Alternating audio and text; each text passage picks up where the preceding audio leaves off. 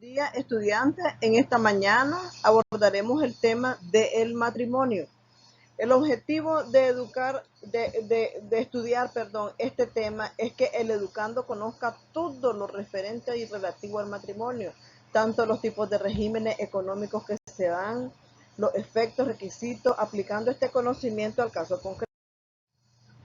El matrimonio es entonces la base de la unidad familiar.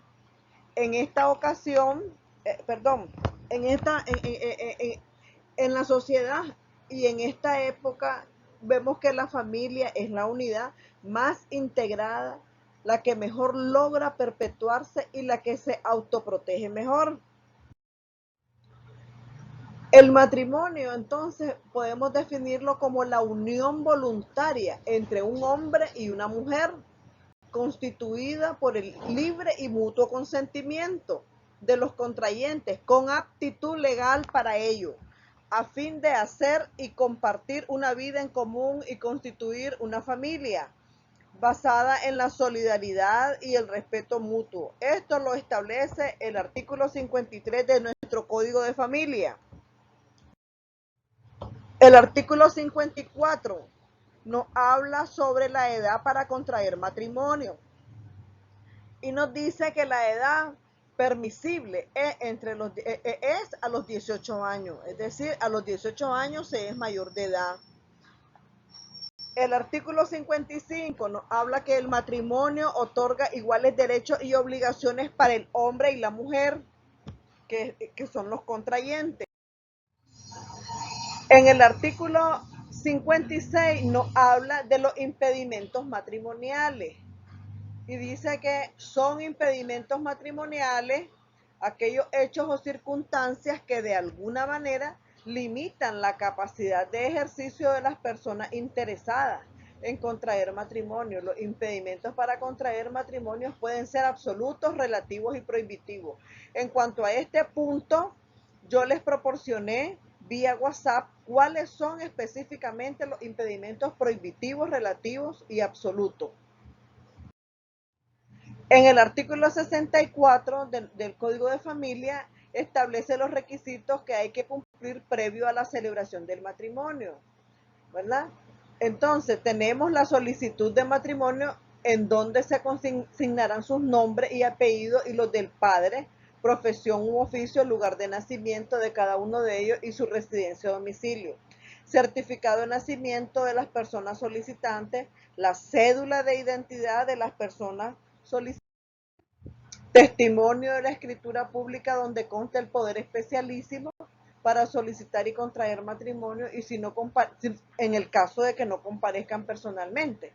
Certificado de nacimiento de los hijos e hijas comunes que se pretenden en el caso de reconocer a estos hijos. Constancia de que se ha concedido la debida autorización por quien corresponda en los casos que este código exige y constancia de soltería. Identificación de los representantes legales que autoricen el matrimonio. El artículo 62 nos habla de la celebración del matrimonio y nos dice que por personas autorizadas, los jueces, el notario, autoridades territoriales y comunales de los pueblos originarios afrodescendientes y la RAA y la RAA CCN, ¿verdad? Luego tenemos el artículo 65 que establece los requisitos especiales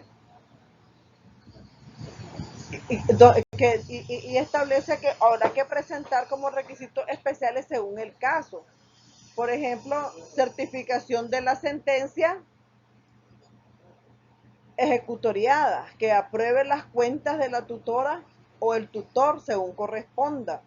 El inventario solemne de los bienes que estén administrando el viudo o viuda de los hijos del matrimonio.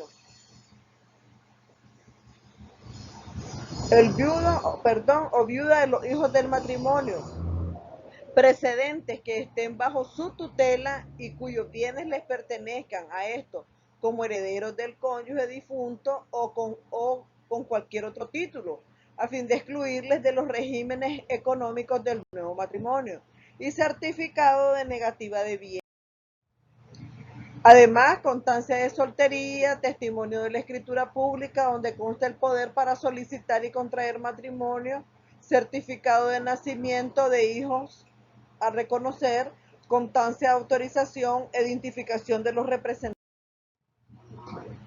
Luego tenemos el matrimonio en peligro inminente de muerte. Se puede dar un matrimonio. En caso de peligro de muerte de uno de los contrayentes, las personas autorizadas para celebrar el matrimonio podrán celebrarlo aun cuando no se cumpla con los requisitos señalados en este código, referido a los impedimentos relativos y prohibitivos. En estos casos, el impedimento no deberá ser manifiesto. El artículo 68 establece que el acto de celebración matrimonial, al iniciarse este acto, en presencia de las personas que testificaron, bajo promesa de ley que las personas contrayentes tienen libertad para unirse en matrimonio. Vamos a hablar sobre el matrimonio en peligro inminente de muerte. Este caso es cuando uno de los cónyuges está en peligro de muerte. Entonces, las personas que están autorizadas para celebrar el matrimonio pueden celebrarlo aun cuando no se cumpla con los requisitos señalados en este código, entonces, referido a los impedimentos relativos y prohibitivos. En estos casos, el impedimento no deberá ser manifiesto.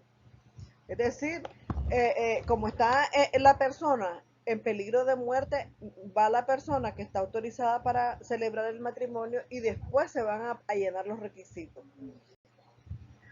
En el artículo 68 nos habla sobre el acto de la celebración matrimonial.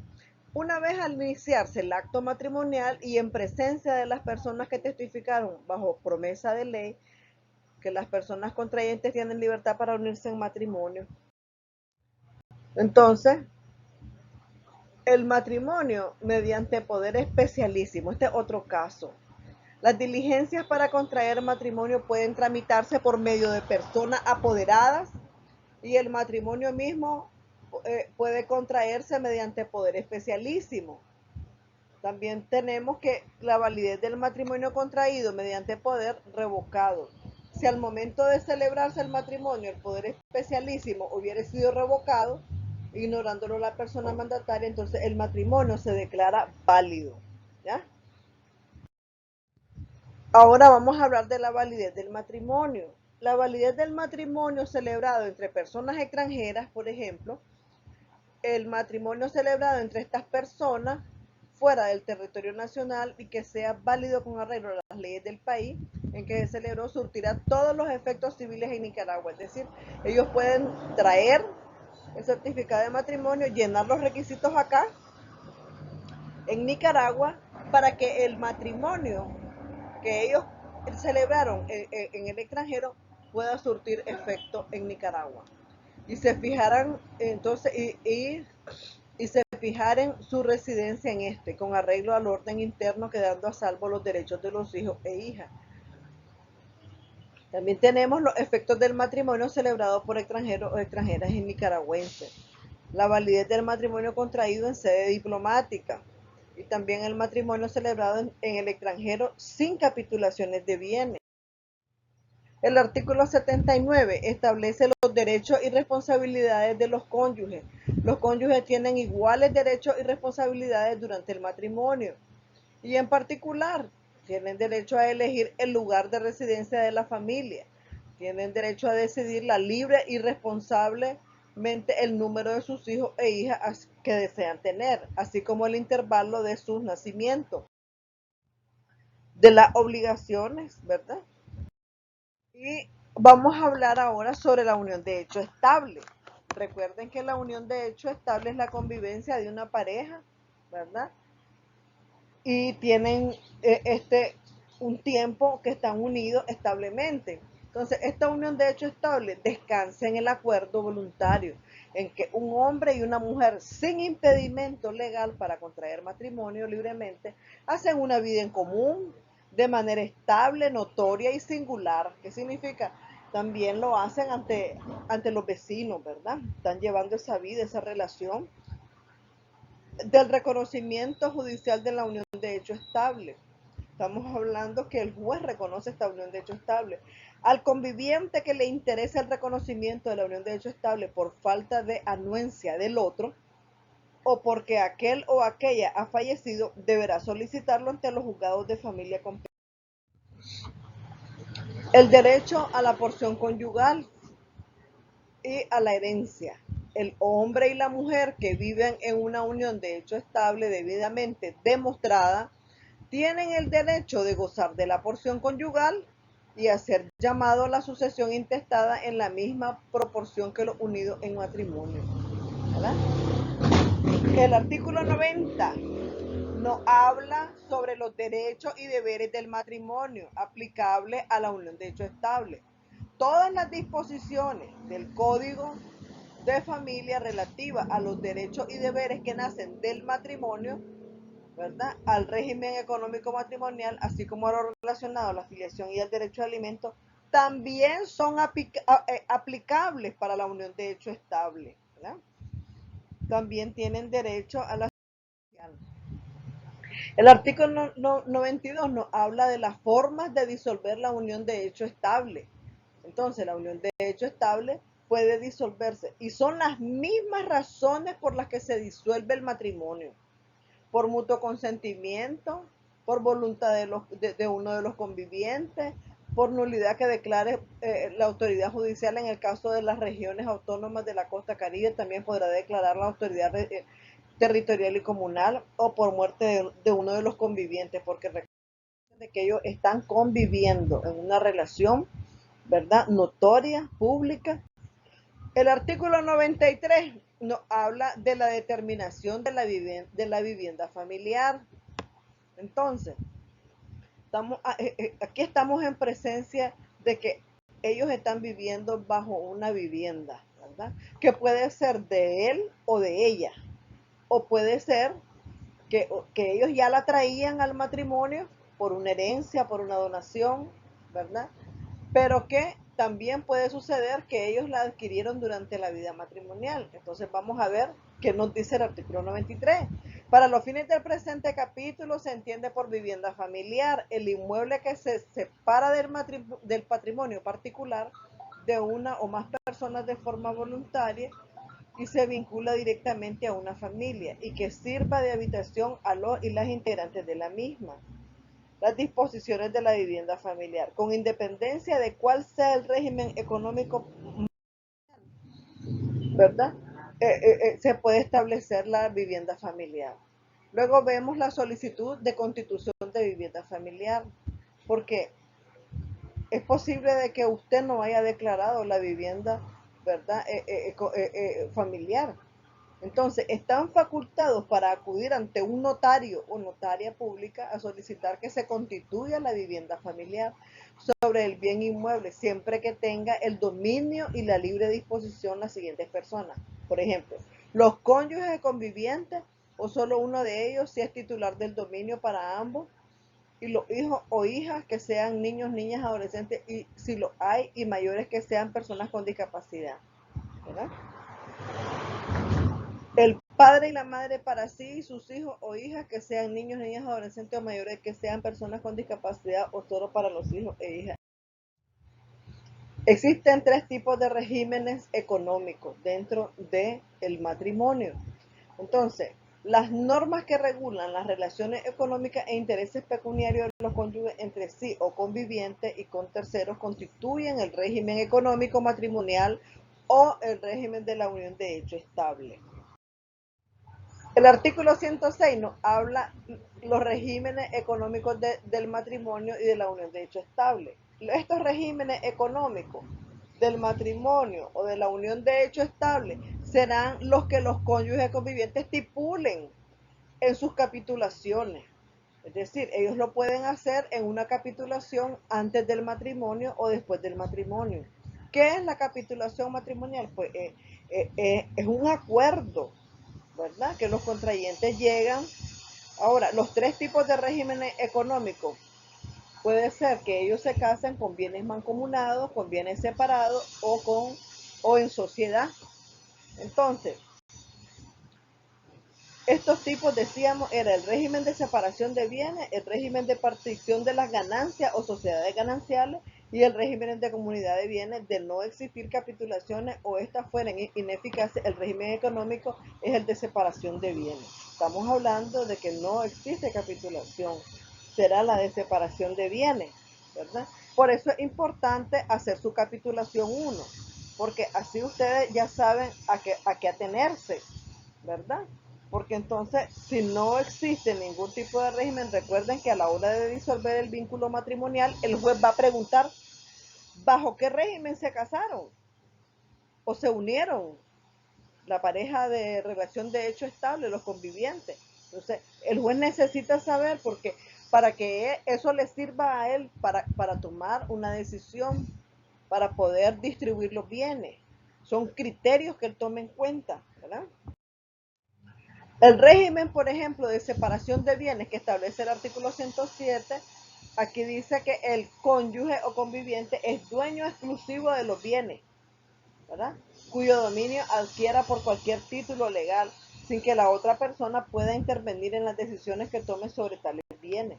Es decir, cada quien puede obtener sus bienes porque hay un acuerdo de separación de bienes. ¿Tendrá lugar entonces la separación de bienes? A ver, cuando los cónyuges convivientes no hubieran optado por el régimen de sociedad ganancial ni de comunidad de bienes. Y también cuando se decrete judicialmente la disolución del régimen de participación en la ganancia, de comunidad de bienes o de cualquier otro régimen que los cónyuges o convivientes hubieran adoptado. El artículo 111 nos habla del régimen de partición de la ganancia o sociedades gananciales. En este régimen, cada uno de los cónyuges o convivientes adquiere el derecho a participar en las ganancias obtenidas por su cónyuge o conviviente mientras dure la vigencia de este régimen. Estamos hablando de que ellos pueden pactar que van a montar una sociedad conyugal en donde puede ser que sean 50 y 50% de ganancia o 40 y 60, o sea, ellos lo van a estipular el porcentaje. El régimen económico de participación en las ganancias atribuye a cualquiera de los cónyuges o convivientes en el momento, ¿verdad?, de la extinción del régimen el derecho a participar en las ganancias obtenidas por el otro durante el tiempo que este régimen haya estado vigente.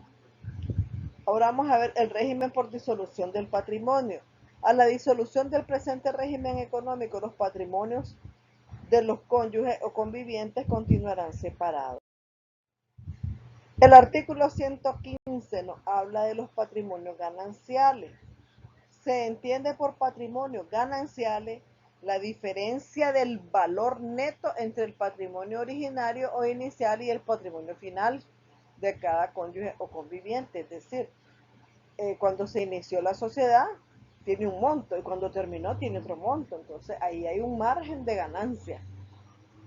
El artículo 116 nos habla de los bienes que se agregan al patrimonio original.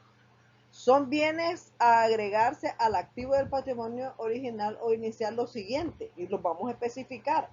Uno, los que uno de los cónyuges convivientes poseían antes del régimen, ¿verdad? Aun cuando estos los hubieran adquirido mediante prescripción o transacción. Los que vuelvan a cada uno de ellos por la nulidad o resolución de un contrato o por haberse revocado una donación. Los litigiosos, los bienes que están en litigio cuya posesión pacífica haya adquirido cualquiera de los cónyuges o convivientes durante la vigencia del régimen. El derecho de usufructo que se haya consolidado con la nuda propiedad que pertenece al mismo cónyuge o al conviviente. El artículo 118 ya aquí nos habla de cómo se extingue el régimen de ganancia.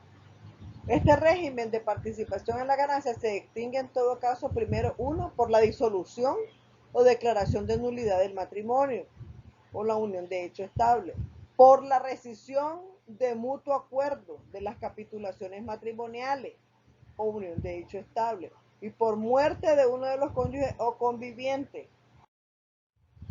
Ahora vamos a hablar sobre el régimen de comunidad de bienes. Esto está establecido en el artículo 119 de nuestro Código de Familia. En el régimen de comunidad de bienes, todos los bienes de los cónyuges o convivientes resultan comunes y las ganancias y beneficios obtenidos por cualquiera de ellos les son atribuidos en partes iguales, salvo que se pacte otra cosa. El artículo 120 nos habla del inventario de los bienes que integran el patrimonio de los cónyuges o convivientes. Es obligación de los cónyuges o convivientes al momento de pactar este régimen levantar un inventario de los bienes que integran todo el patrimonio de ambos. La distribución en este régimen de los bienes adquiridos a título oneroso, frutos, rentas e intereses obtenidos por cualquiera de los cónyuges convivientes. La conservación individual, ¿verdad? Y hablábamos, ¿verdad?, de los instrumentos, equipos, herramientas, documentos, libros necesarios para el ejercicio de su profesión o oficio siempre que no formen parte de una empresa o establecimiento común, las condecoraciones y aquellos objetos de carácter. La extinción del régimen de comunidad de bienes. Este régimen de comunidad de bienes se pueden extinguir por la disolución o declaración de nulidad del matrimonio o de la unión de hecho estable, por la rescisión del mutuo acuerdo de las capitulaciones matrimoniales o de la unión de hecho estable, por la muerte de uno de los cónyuges convivientes, también puede extinguirse anticipadamente por decisión judicial o a petición de uno de los cónyuges, decíamos, o conviviente, informar adecuadamente al otro cónyuge. Ahora vamos a hablar sobre la disolución y nulidad del matrimonio.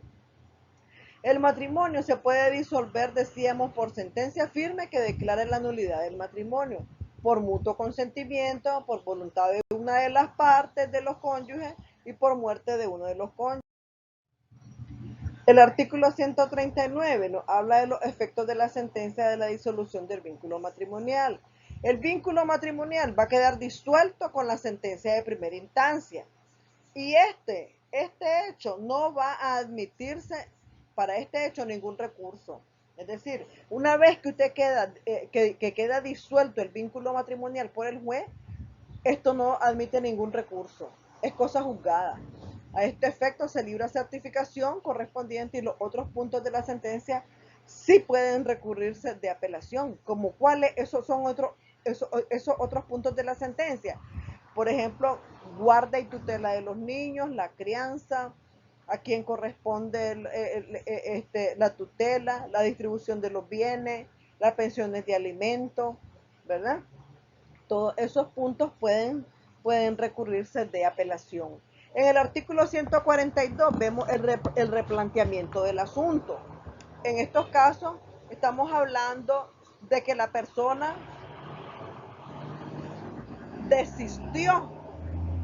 desistió del divorcio, ¿verdad? Hubo una reconciliación entre los cónyuges, entonces el solicitante no puede intentar nuevamente disolver el vínculo, sino que tiene que esperar que transcurra un año a partir de la fecha del desistimiento. También tenemos otras reglas para la distribución de los bienes comunes.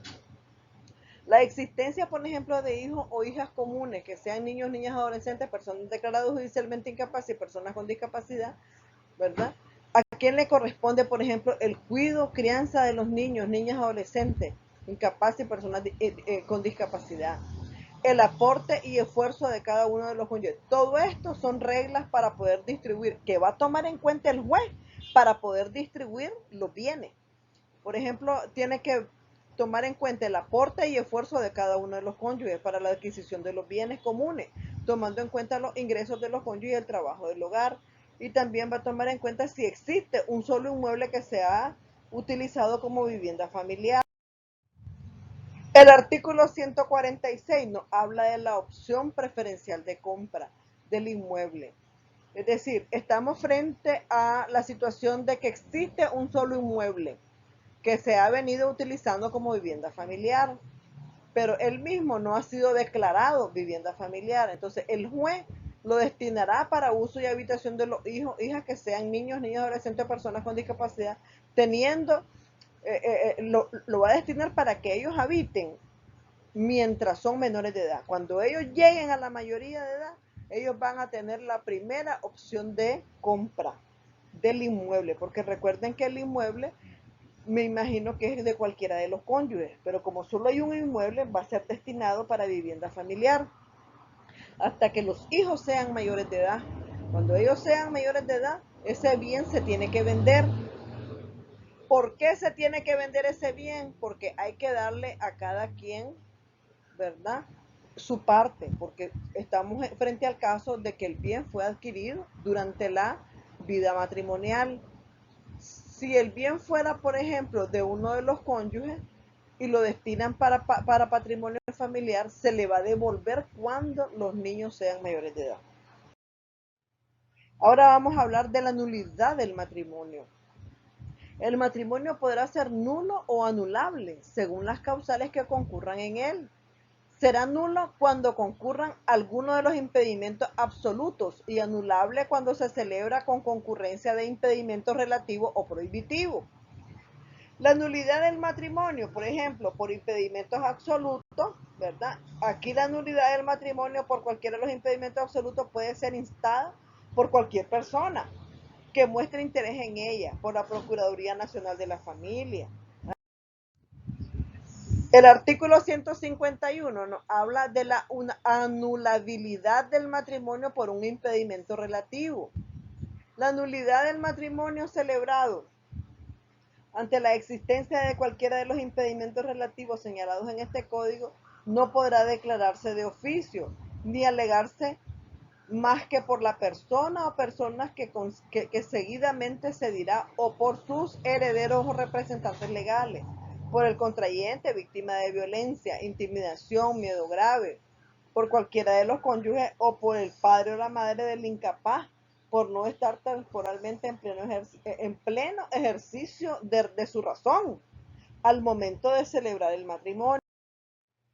El artículo 153 nos habla de los efectos jurídicos del matrimonio que fue declarado nulo. ¿Qué efectos produce entonces este matrimonio que fue declarado nulo? Entonces este artículo nos habla de que no surte efecto jurídico alguno entre los cónyuges, pero sí queda a salvo los derechos en favor de los hijos e hijas nacidos en el matrimonio dentro de los 300 días posteriores a la declaración de la nulidad. En el artículo 155 nos habla de los deberes y derechos una vez declarado nulo el matrimonio. Entonces, estamos hablando de los deberes y derechos de los cónyuges y de los hijos. La nulidad del matrimonio no exime al padre y a la madre de los deberes que tengan para con sus hijos, ni les limita a esto en sus derechos. Vamos a hablar del divorcio por mutuo consentimiento o por.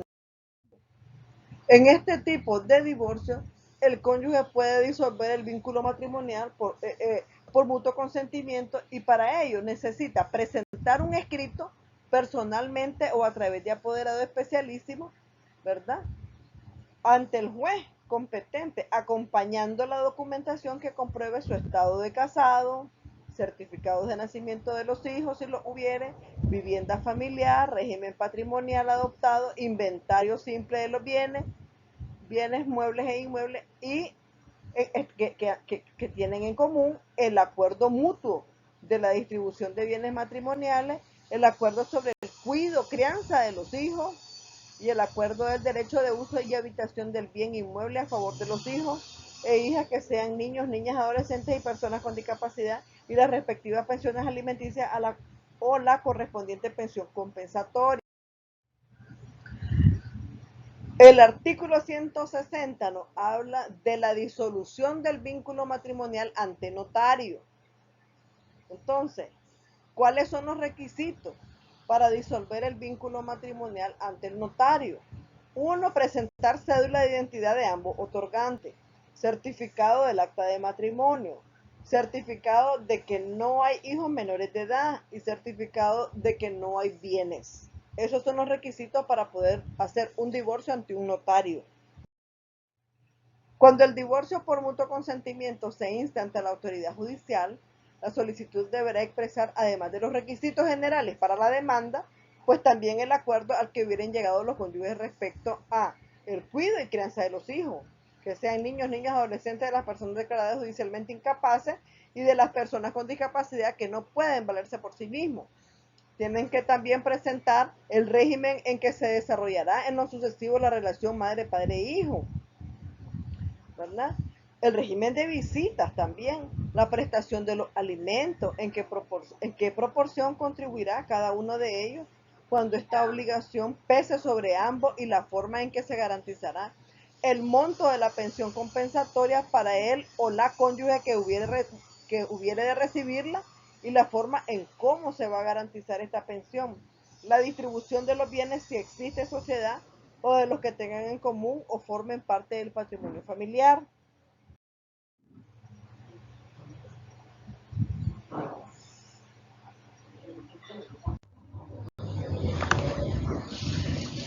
Ahora hablaremos del divorcio por voluntad de una de las partes, contenido en el artículo 171.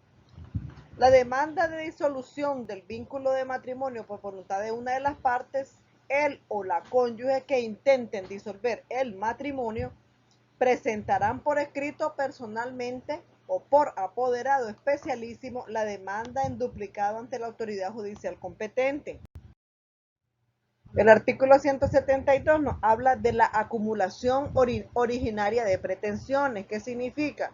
Que usted puede acumular en una demanda varias pretensiones. Puede haber una principal y otras accesorias. Cuando exista en común hijos, hijas, que sean niños, niñas, adolescentes, personas con discapacidad o declaradas judicialmente incapaces, deben acumularse a la pretensión principal de disolución del vínculo matrimonial.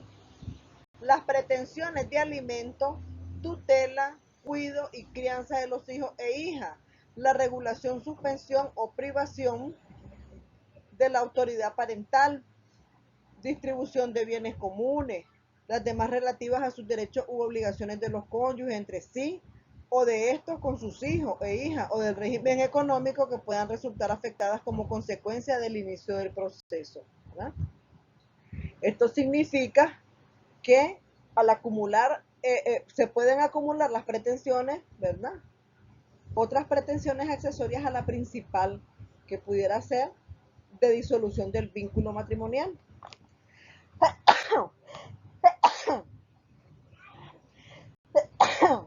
Perdón.